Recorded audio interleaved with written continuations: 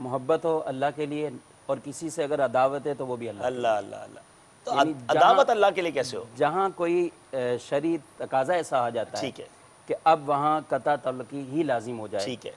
کوئی بد مذہبیت کے معاملات آ ہاں جاتے ہیں, صحیح صحیح کچھ صحیح. ایسے معاملات کہ جن کی وجہ سے اب شریعت فرما رہی ہے, تو یہ فرمایا محبت بھی اللہ کے لیے, ہائے ہائے. اور کہیں اگر نفرت کا معاملہ ہے تو وہ بھی اللہ کے لیے, اپنے لیے نہیں ہونی چاہیے. اپنے لیے. صدیق اکبر رضی اللہ تعالیٰ عنہ, آپ کے بیٹے نے کہا کہ جنگ بدر میں آپ میری تلوار کے نیچے آئے تو میں نے چھوڑ دیا, باپ ہیں. فرمایا میری تلوار کے نیچے تم آتے تو نہیں چھوڑتا, ہاں کہ اس وقت تم مد مقابل تھے, اور رسول اللہ صلی اللہ علیہ وسلم کے جو دشمن فوج. جماعت سامنے قوم تھی اس کے ساتھ اس وقت اللہ تھے. اللہ اللہ. لیکن اللہ کے لیے محبت اختیار کرنا, اپنے غصے کو ختم کرنا, قرآن میں اللہ فرما رہا ہے وَالْقَاظِمِينَ الْغَيْظَ وَالْعَافِينَ عَنِ النَّاسِ, غصے کو پی جانے والے, لوگوں کو معاف کرنے والے, اور اللہ محبت فرماتا ہے, پسند فرماتا ہے احسان کرنے کیا والوں. بات ہے.